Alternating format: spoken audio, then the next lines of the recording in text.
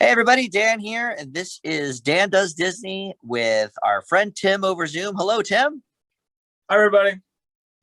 It is time to check out this Third Man from the Mountain film. We were talking about this a little bit last time. Another one that neither of us had heard of. This one is available on Disney Plus. And before we get into this, Tim, I know we usually do the DVD stuff at the end, but I want to point out because there's no extras on this. But I want to point out this is one of the worst DVD quality items I've ever seen. I started it on the DVD, and it's like a horrible transfer. It had all like the little black splotches and the streaks and stuff on the film. And so I said, well, the Disney Plus version has to be better than this. And as you know, it is.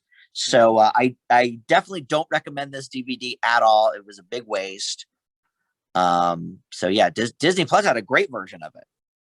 Yeah, sure did. So, and there's no extras on here either. So it's like really pointless. But all right. So this movie is from 1959. It had a $2 million budget, only made 1.7 million at the box office. As far as I could figure out, it never got re-released into theaters.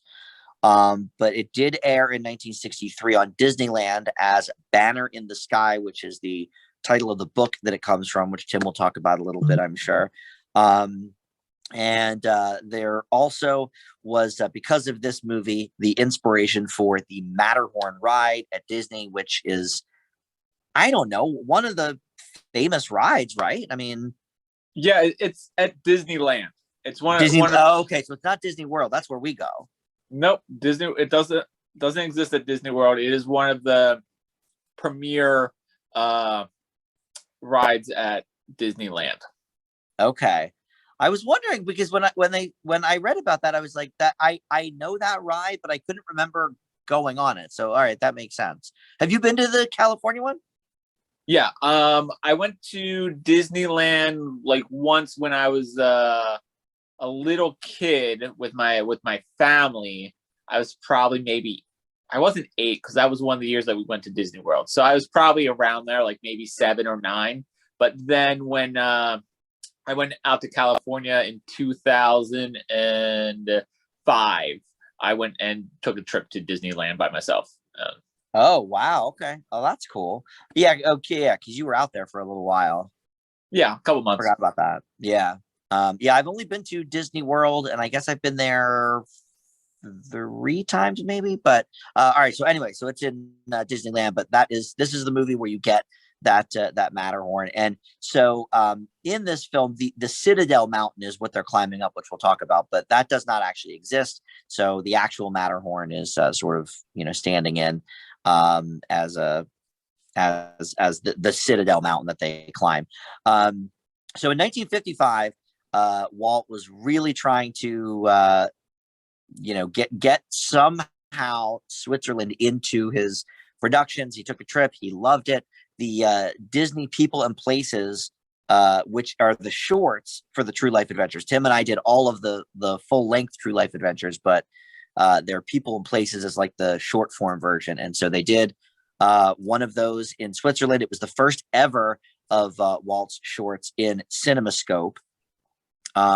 And he basically was like, let's do a movie based on this thing. The book had come out by then as well, this 1955 book that it's based on. So he's like, let's turn this into a movie. And it took 3 months to film with director Ken Anakin, who had done, we've talked about him for a couple of the things, I think, so far. And the cast and the crew did extensive location shooting in Switzerland. The whole movie is pretty much shot there in the Zermatt area. And a bunch of the cast members actually trained for several weeks with mountain guides to sort of get the hang of climbing and, how to look proper doing it and all of that. And one of the stars of the movie recalled climbing up to 11,500 feet. The entire cast and crew did a whole course in mountaineering, in fact, before filming began. And James Donald, one of the actors, fell 18 feet off a crag. and he escaped luckily with minor injuries. And then this assistant cameraman fell in a crevasse and broke 3 ribs. So these people were doing some things, Tim.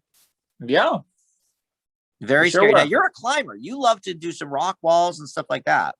Yeah, I don't climb mountains. I usually do like bouldering, which is small boulders, and I do indoor climbing as well.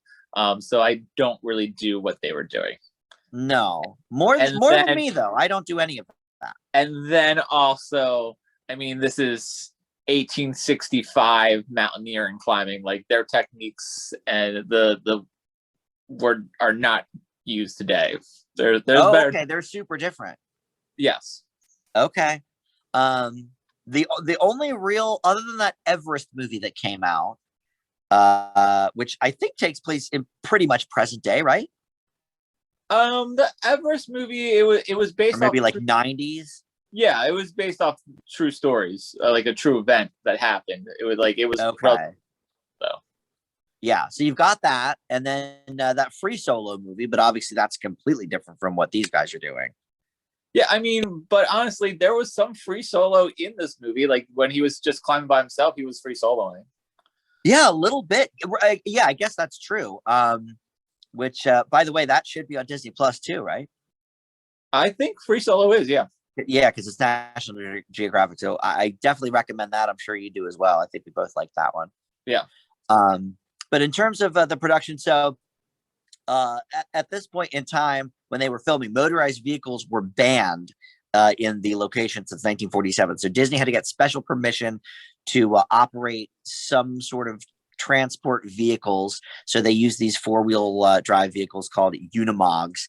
And as they were climbing towards the Matterhorn, some narrow passages had to be even, widened more because they couldn't even get up them.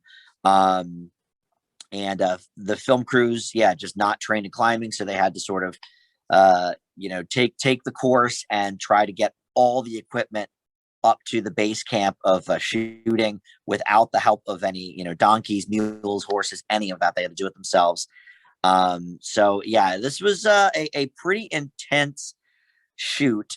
One of the most intense ones I can think of, really, that in terms of actors. I mean, we've had some pretty interesting shoots for the nature movies, but can you think of a movie we've done? Maybe 20,000 Leagues, but even still, I think this is more intense than that. Yeah, I would say 20,000 Leagues Under the Sea. Just because of all the underwater stuff, I imagine that there was a lot of stuff like that. But I mean, there's some high risks here when you're on a mountain. Yeah, I was very impressed because I read some of this stuff like before I watched the movie, so I was able to sort of really look at like, okay, wow, they're really doing this stuff. It looks very, very intense, and if I didn't know better, I really would have thought it was just a soundstage or something that they built, a high rock on or something. But then they did, some like more aerial shots, and you could tell. I mean, they're really going at it. Yeah, I do think some of the shots I felt like they did use some of the matte painting technique, I think, to make it look a little bit more exciting and vast of where they were. Yeah, some of the closer up shots I do feel like could have easily been that. But it's not super easy to tell, and so that's definitely a good quality. Yeah. But all right, so that's basically the background.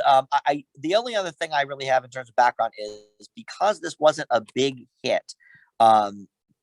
There have been sort of theories as to why that is, because it got really good reviews and obviously he spent a lot of money on it. But apparently the subject matter was just not very interesting to female moviegoers of the time. And so mothers weren't taking their kids. They weren't going on dates to it. In fact, Walt Disney's wife was quoted as saying, "Tell me when the climbing is over," while they were watching it. So obviously, maybe not something to hang your hat on. It's like at this point in time, it seems like Walt was just trying to throw everything at the wall, because we had, like, in the last 3 movies, we did the kid friendly movie with Shaggy Dog, sort of the more surreal movie. And then we did, I guess, Darby O'Gill's also kind of surreal, but a bit more adult. in its themes, and then there's the romance portion, and then this is just more of like an adventure kind of guy movie. There's a little bit of a romance, but yeah, I don't know. It's interesting that he really was sort of doing everything at that point in time. Yeah, and I mean the Walt's wife quote was like, "Tell me when the climbing's over." I mean, it might also be that like she couldn't handle watching that. I feel like some people couldn't handle watching Free Solo as well, and that was a documentary about a guy climbing a mountain with no ropes or anything like that, and that's an intense watch in itself. And I mean, I don't think this movie is as intense of that because that's real life, and this is obviously fake. So, but they were actually up on the mountain, so it does have that intense quality where like some people might not want to watch that. Well, and I mean, at this point in time, you and I in the 2010s here, 2020s have seen, Tom Cruise doing all these crazy stunts. And I mean, we're maybe a little desensitized, I don't know, to it, but back then I'm sure this was intense. There were a couple scenes in this where I was like, oh my God, like when the guy fell, down started like rolling down the mountain, like that was pretty intense. Yeah. But yes, even though I knew, okay, well, I already read about this movie. I know nobody actually died on the shoot, but yeah, it's definitely intense. That's for sure. Yeah. So, all right, well, let's hear about the synopsis. Let's hear about the Third Man on the Mountain. So we got Third Man on the Mountain. Like you said, it's based off the novel Banner in the Sky, and that was written by James Ramsey Ullman. And it takes place in 1865 Switzerland in a small village of Kurtel, which is located at the base of the Citadel, the highest and most dangerous mountain peak in the region. 16 years ago, Joseph Matt dies trying to find a way past the fortress, which is an impassable portion of the mountain. And he is also trying to save his client because he is a mountain guide.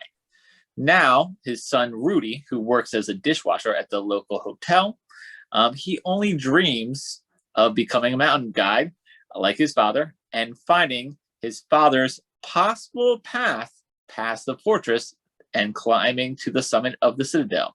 However, his mother and Uncle Franz disapprove of him climbing any mountains at all.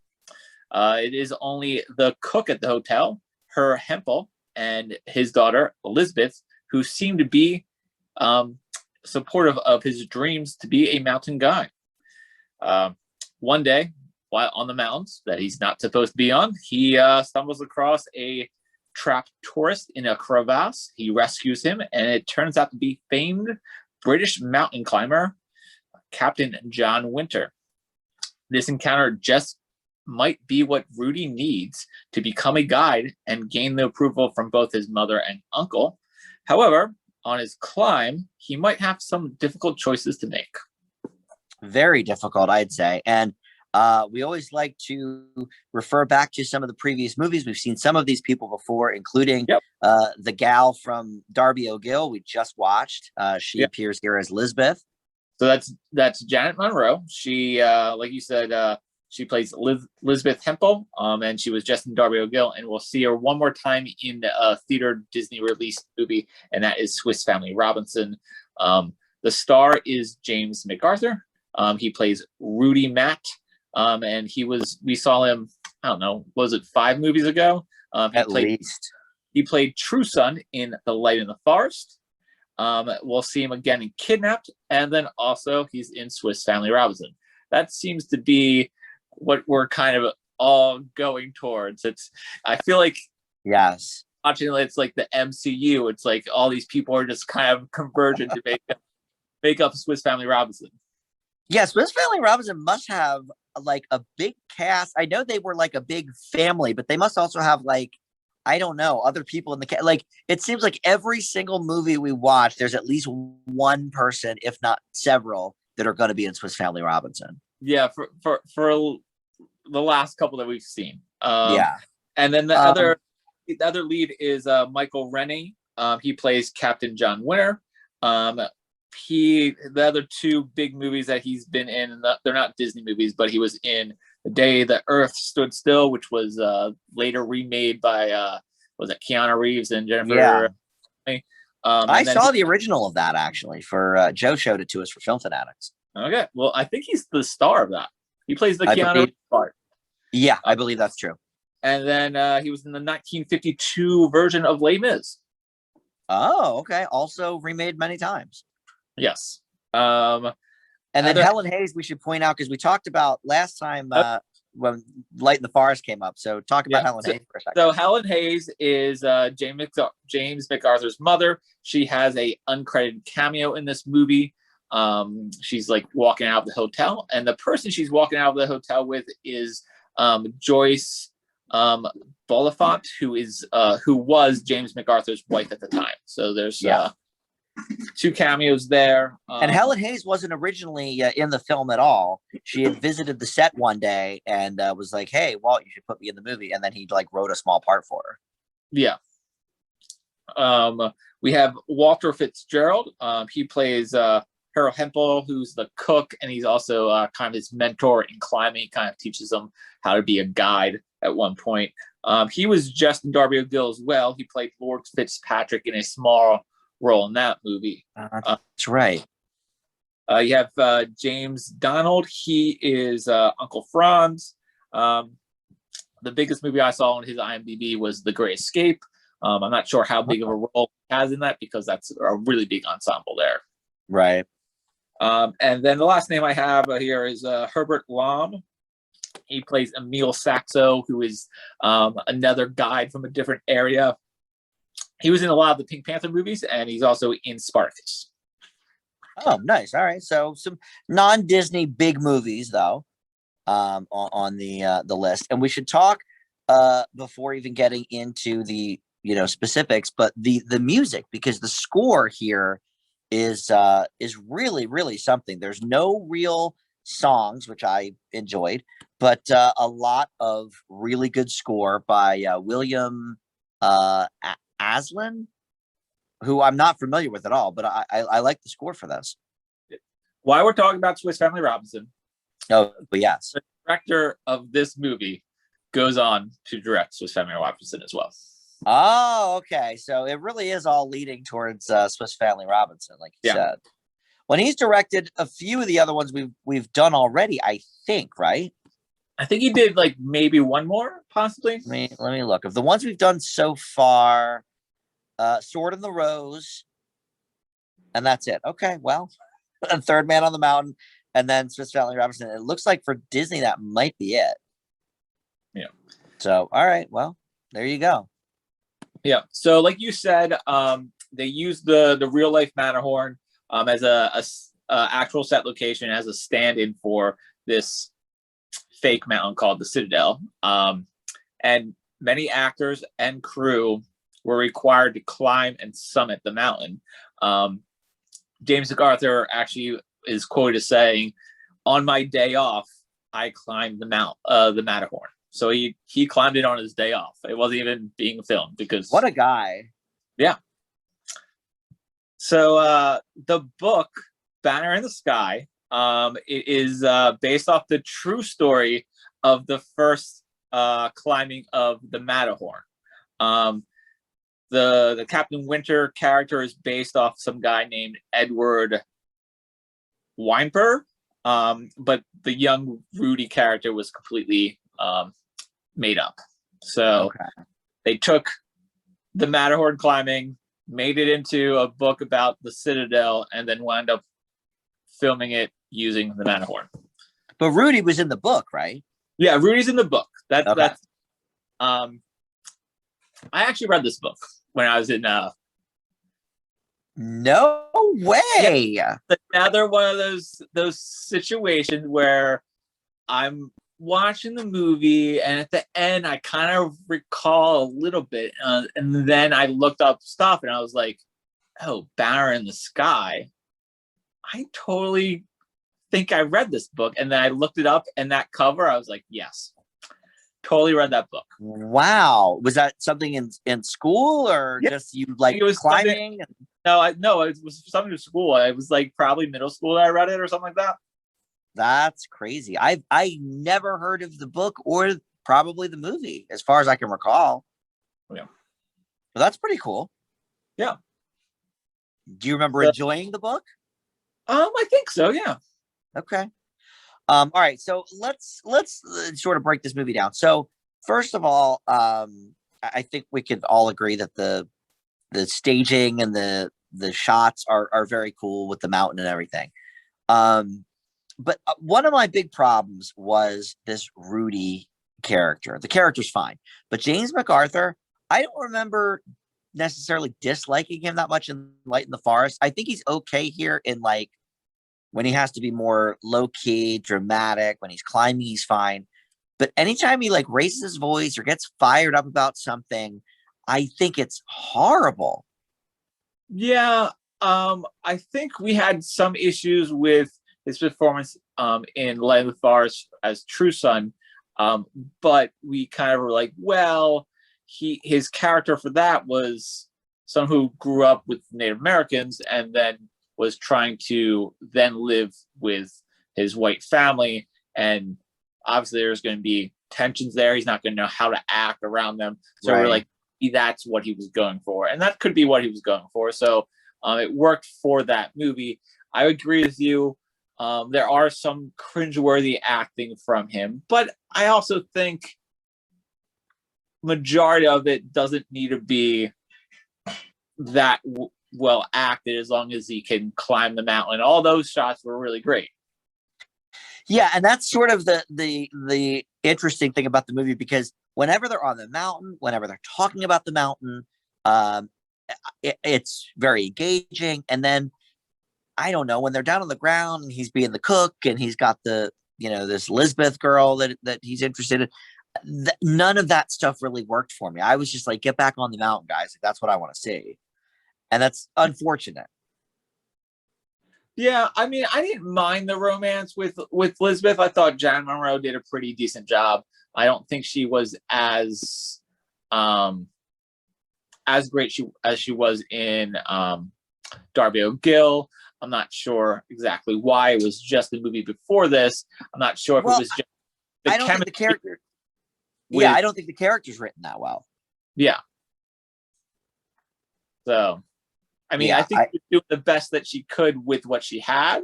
Um, but her character doesn't really have much going for it. right. Yeah, I think that's what it is.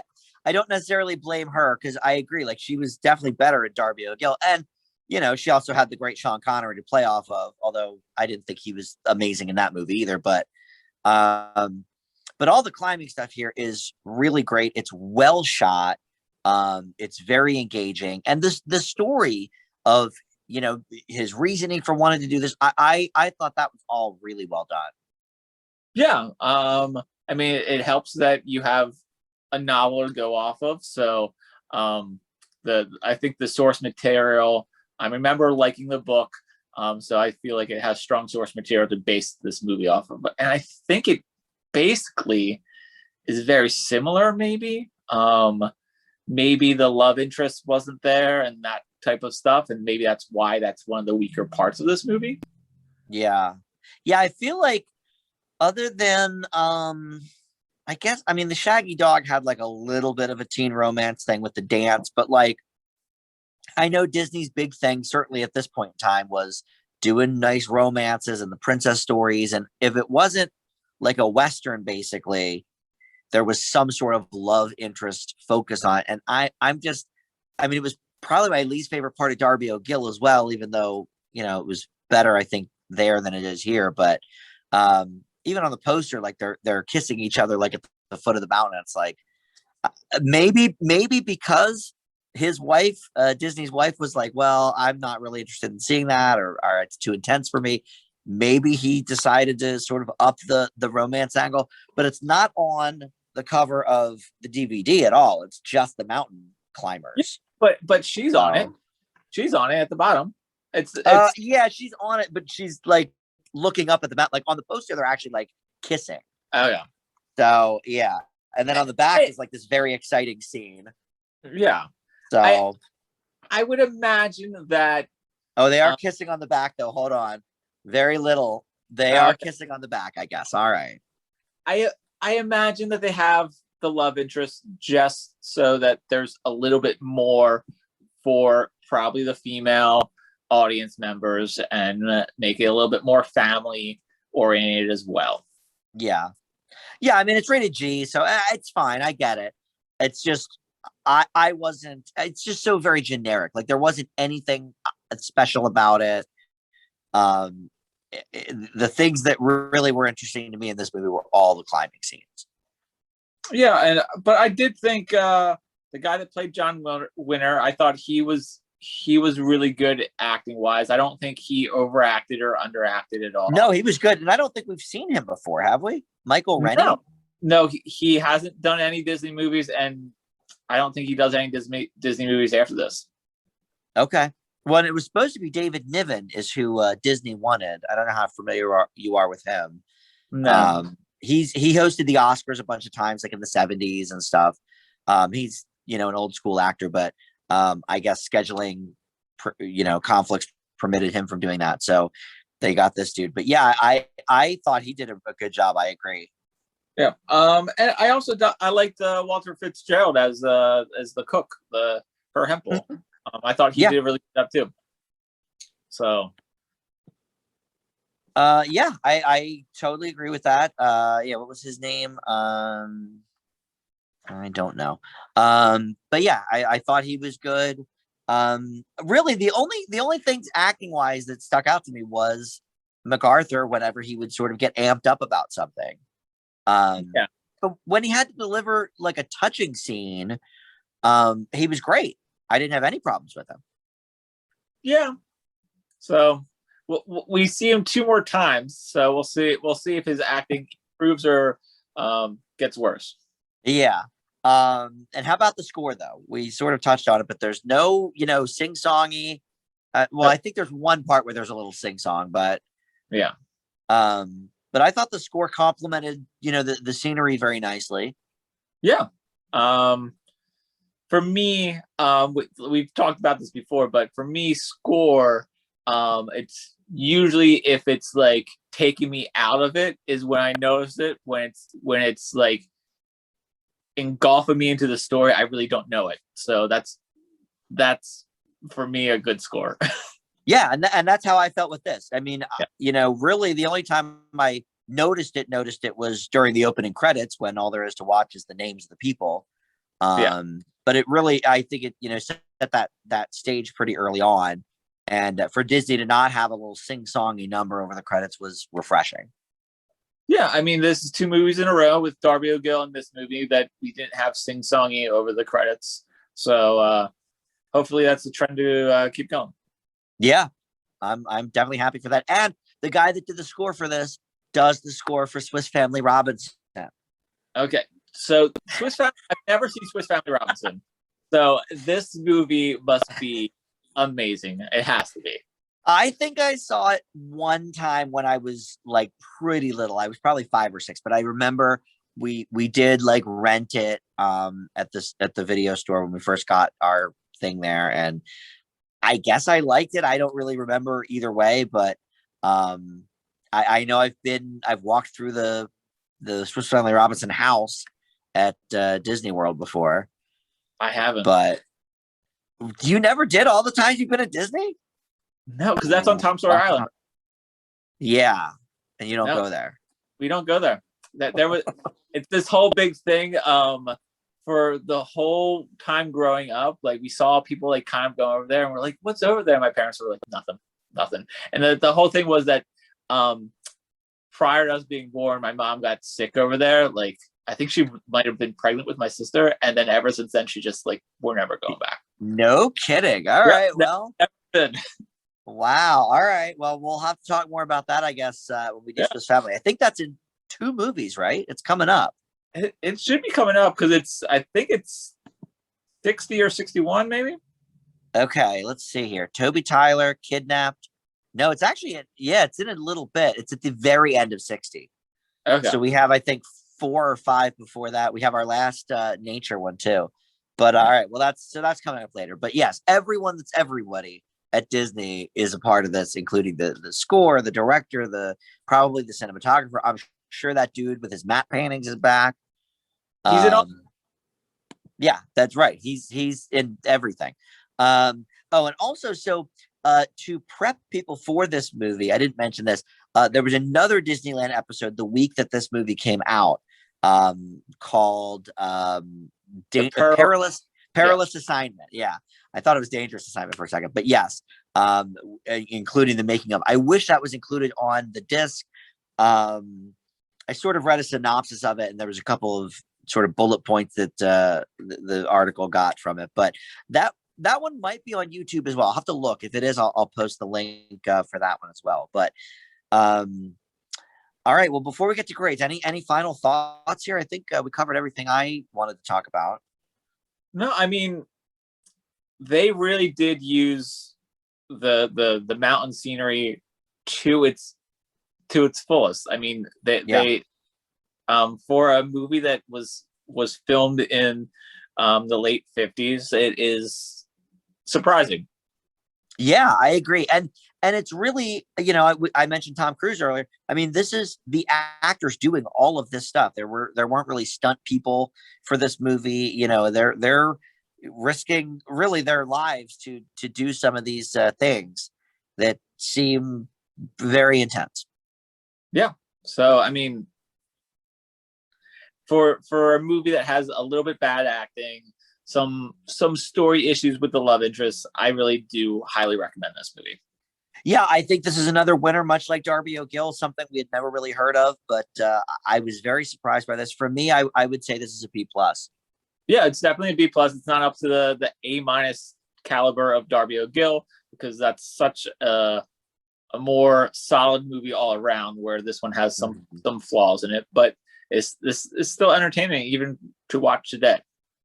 Yeah, I mean, I think both of these movies, Darby and this, are both just visually such a treat, coming from this era when you just don't expect it. I'm sure there was nothing like this at the box office, around this time.